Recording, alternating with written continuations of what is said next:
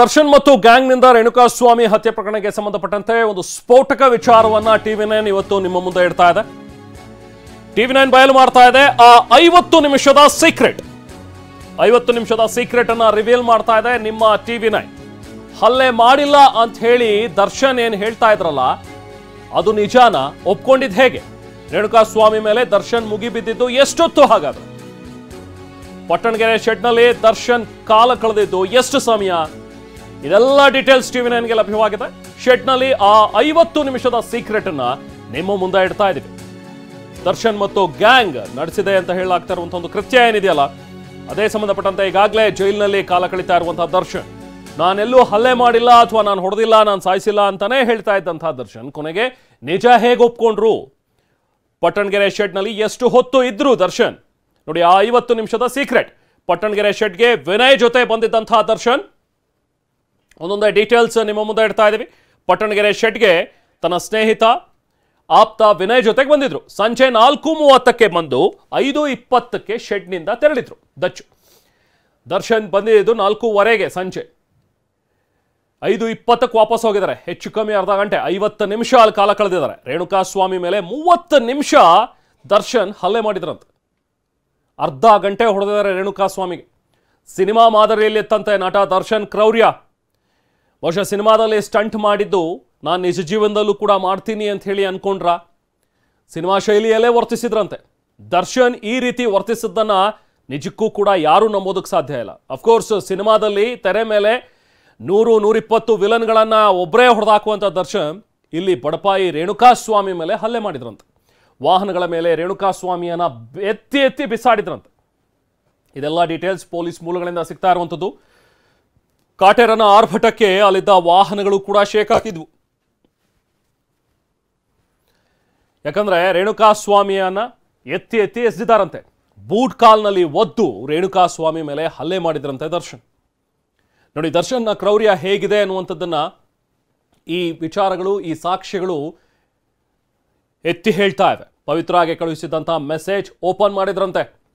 ಅಂದ್ರೆ ರೇಣುಕಾಸ್ವಾಮಿ ಮುಂದೆ ನೋಡಿ ನೀನು ಹಿಂಗೆ ಮೆಸೇಜ್ ಕಳಿಸಿದ್ಯಾ ಅಂತ ಹೇಳಿ ಆತನಿಗೆ ಹೇಳೋದಕ್ಕೆ ರೇಣುಕಾಸ್ವಾಮಿ ಕಳಿಸಿದಂತಹ ಮೆಸೇಜನ್ನ ಪವನಿಗೆ ಹೇಳಿದ್ರಂತೆ ದರ್ಶನ್. ಅದೇನು ಕಳಿಸಿದಾನೆ ರೇಣುಕಾಸ್ವಾಮಿ ಅದನ್ನು ಓದು ಅಂತ ಹೇಳಿ ಪವನಿಗೆ ಹೇಳಿದ್ರಂತೆ ದರ್ಶನ್. ಅದನ್ನ ಪವನ್ ಓದಿದಾನೆ. ಜೋರು ಧ್ವನಿಯಲ್ಲಿ ಮೆಸೇಜನ್ನ ಪವನ್ ಓದಿದಾನೆ. ಆ ಓದಿದ್ದನ್ನ ಕೇಳ್ದಂಗೆ ದರ್ಶನ್ ಹೊಡೆದಿದಾರಂತೆ ರೇಣುಕಾಸ್ವಾಮಿಗೆ. ಇದು ಆವತ್ತು ಆ 50 ನಿಮಿಷಗಳಲ್ಲಿ ಆಗಿರುವಂಥದ್ದು. ಮತ್ತಷ್ಟು ಡೀಟೇಲ್ಸ್ನ ನಾವು ಪ್ರತಿನಿಧಿ ರಾಚಪ್ಪ ನೀಡ್ತಾರೆ. ರಾಚಪ್ಪ, ನಿಜಕ್ಕೂ ಈ ಡೀಟೇಲ್ಸ್ ನೋಡ್ತಾ ಇದ್ರೆ ಎಂಥವ್ರಿಗೂ ಕೂಡ ಒಂದು ಕ್ಷಣ ಇದನ್ನು ನಂಬೇಕಾ? ಈ ರೀತಿನೂ ದರ್ಶನ್ ಮಾಡೋದಕ್ಕೆ ಸಾಧ್ಯನಾ ಅಂತ ಹೇಳಿ ಕೆಲವೊಂದು ಜನಕ್ಕೆ ಅನ್ಸೋದು ಸಹಜ. ಯಾಕಂದ್ರೆ ತೆರೆ ಮೇಲೆ ವಿಲನ್ಗಳನ್ನ ಚಚ್ತಾರೆ ನಿಜ, ಬಟ್ ನಿಜ ಜೀವನದಲ್ಲಿ ಒಬ್ಬ ಬಡಪಾಯಿ ರೇಣುಕಾಸ್ವಾಮಿ ಮೇಲೆ ಈ ರೀತಿಯಾಗಿ ದರ್ಶನ್ ಹಲ್ಲೆ ಮಾಡಿದ್ದಾರಾ ಅನ್ನುವಂಥ ವಿಚಾರ. ರಾಚಪ್ಪ. ರೆಹಮಾನ್, ನಿಜಕ್ಕೂ ಕೂಡ ಈ ಸುದ್ದಿಯನ್ನ ಹೇಳಿದ್ರೆ ದರ್ಶನ್ ಅಭಿಮಾನಿಗಳು ಕೂಡ ನಂಬೋದಕ್ಕೆ ಸಾಧ್ಯ ಇಲ್ಲ. ಆದರೆ ಈ ಎಲ್ಲ ಇನ್ಫಾರ್ಮೇಶನ್ ಪೊಲೀಸ್ ಮೂಲಗಳಿಂದಲೇ ಸಿಗ್ತಾ ಇರುವಂಥದ್ದು. ಅಂದರೆ ರೇಣುಕಾಸ್ವಾಮಿ ಕೊಲೆ ಪ್ರಕರಣದಲ್ಲಿ ದರ್ಶನ್ ಅರೆಸ್ಟ್ ಆದ ಬಳಿಕ ಪ್ರಾಥಮಿಕವಾಗಿ ಪಶ್ಚಿಮ ವಿಭಾಗ ಪೊಲೀಸರು ಆತನ ವಿಚಾರಣೆ ಮಾಡಿದಂಥ ಸಂದರ್ಭದಲ್ಲಿ ನಾನು ಶೆಡ್ಡಿಗೆ ಬಂದಿದ್ದು ನಿಜ, ಹೀಗೆ ಬಂದು ಹಾಗೆ ಹೊರಟೋದೆ, ಒಂದು 2 ಏಟು ಹೊಡೆದು ಒಂದಷ್ಟು ದುಡ್ಡನ್ನು ಕೊಟ್ಟು ಊರಿಗೆ ಹೋಗು ಅಂತ ಹೇಳಿ ಹೋದೆ ಅನ್ನುವಂಥ ನಿಟ್ಟಿನಲ್ಲಿ ಪ್ರಾರಂಭಿಕವಾಗಿ ಹೇಳಿಕೆಯನ್ನು ಕೊಡೋದಕ್ಕೆ ದರ್ಶನ್ ಶುರು ಮಾಡ್ತಾರೆ. ಇದಾದ ಬಳಿಕ ಪೊಲೀಸರು ತನಿಖೆಗೆ ಇಳಿತಾರೆ. ಶೆಡ್ಡಲ್ಲೂ ಕೂಡ ಹೋಗಿ ಪರಿಶೀಲನೆಯನ್ನು ಮಾಡ್ತಾರೆ. ಈ ಸಂದರ್ಭದಲ್ಲಿ ಶೆಡ್ನಲ್ಲಿ ಇರುವಂತಹ CCTV ದೃಶ್ಯವನ್ನು ನೋಡ್ತಾರೆ.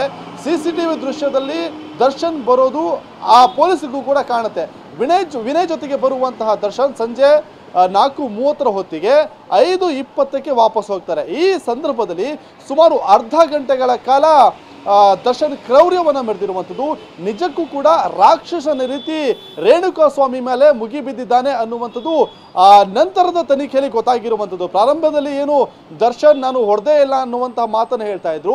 ಇದಾದ ನಂತರದಲ್ಲಿ ಶೆಡ್ಡಲ್ಲಿ ಕೆಲಸ ಮಾಡ್ತಿದ್ದಂತಹ ಒಂದಿಷ್ಟು ಕೆಲಸಗಾರರೇನಿದ್ದಾರೆ ಅವರ ಹೇಳಿಕೆಯನ್ನು ಪಡೆಯಲಾಗಿತ್ತು. ಒಂದಿಷ್ಟು ಪ್ರತ್ಯಕ್ಷದರ್ಶಿಗಳು ಕೂಡ ಇದ್ರು. ಅವರನ್ನು ಈಗಾಗಲೇ 164 ಸ್ಟೇಟ್ಮೆಂಟ್ ಅನ್ನ ನ್ಯಾಯಾಧೀಶರ ಮುಂದೆ ಕೂಡ ದಾಖಲು ಮಾಡಿದ್ದಾರೆ. ಈ ಎಲ್ಲಾ ವಿಚಾರವನ್ನ ಕೂಡ ಅವರು ಹೇಳಿರುವಂಥದ್ದು. ಅಂದ್ರೆ ಯಾರು ಪ್ರತ್ಯಕ್ಷದರ್ಶಿ ಇದ್ರು ಅವರು ಕೊಟ್ಟಿರುವಂತಹ ಹೇಳಿಕೆಗಳನ್ನ ಈಗಾಗಲೇ ಪೊಲೀಸರು ಒಂದಿಷ್ಟು ಸಾಕ್ಷಿಗಳನ್ನಾಗಿ ಕೂಡ ಮಾಡ್ಕೊಂಡಿರುವಂಥದ್ದು. ಅಂದ್ರೆ ನಟ ದರ್ಶನ್ ರೇಣುಕಾಸ್ವಾಮಿ ಮೇಲೆ ಯಾವ ರೀತಿಯಾಗಿ ಮುಗಿಬಿದ್ದಿದ್ರು ಅಂದ್ರೆ ಏನು ಪವಿತ್ರ ಗೌಡಗೆ ಕಳಿಸಿರುವಂತಹ ಮೆಸೇಜ್ ಏನಿದೆ ಆ ಮೆಸೇಜ್ ಅನ್ನ ಪವನ್ ಓದ್ತಾ ಇದ್ರೆ ಆ ಓದುವಂತ ಟೋನ್ ಏನಿದೆ ಆ ಟೋನ್ಗೆ ತಕ್ಕಂತೆ ರೇಣುಕಾಸ್ವಾಮಿ ಮೇಲೆ ಹಲ್ಲೆಯನ್ನ ಮಾಡಿದ್ರು ಅನ್ನುವಂಥದ್ದು ಕೂಡ ಸದ್ಯಕ್ಕೆ ಪೊಲೀಸ್ ತನಿಖೆಯಲ್ಲಿ ಬಯಲಾಗ್ತಿರುವಂತಹ ವಿಚಾರ. ಅಂದ್ರೆ ಇಷ್ಟೊಂದು ಕೋಪದಲ್ಲಿ ಇದ್ದಂತಹ ದರ್ಶನ್ ಸುಮಾರು ಅರ್ಧ ಗಂಟೆಗಳ ಕಾಲ, ಅಂದ್ರೆ ಸಿನಿಮಾದಲ್ಲಿ ನಾವು ಸಹಜವಾಗಿ ನೋಡ್ತಾ ಇರ್ತೀವಿ, ಅಂದ್ರೆ ವಿಲನ್ಗಳನ್ನ ಹೊಡೆದಂತ ಸಂದರ್ಭದಲ್ಲಿ ಒಂದಿಷ್ಟು ವಾಹನಗಳಿಗೆ ಅಪ್ಪಳಿಸಿ ಮತ್ತೆ ವಾಪಸ್ ಬರ್ತಾರೆ. ಅದೆಲ್ಲವೂ ಕೂಡ ನಿಜ ಜೀವನದಲ್ಲಿ ರೇಣುಕಾಸ್ವಾಮಿ ಮೇಲೆ ಆಗಿದೆ ಅನ್ನುವಂತಹ ವಿಚಾರವನ್ನ ಅಲ್ಲಿರುವಂತಹ ಪ್ರತ್ಯಕ್ಷದರ್ಶಿಗಳು ಈಗಾಗಲೇ ನ್ಯಾಯಾಧೀಶರ ಮುಂದೆ ಕೂಡ ಹೇಳಿಕೆಯನ್ನು ಕೊಟ್ಟಿರುವಂತದ್ದು. ಹಾಗಾಗಿ ಇವೆಲ್ಲವೂ ಕೂಡ ಸಾಕ್ಷಿಯಾಗಿ ಪರಿಗಣನೆಗೆ ಪೊಲೀಸರು ತೆಗೆದುಕೊಂಡಿರುವಂತದ್ದು. ಇದು ದರ್ಶನ್ಗೆ ಮತ್ತಷ್ಟು ಕಂಟಕ ಆಗುವಂತಹ ಸಾಧ್ಯತೆಗಳು ಕೂಡ ಇರುವಂತದ್ದು. ರಾಮನ್.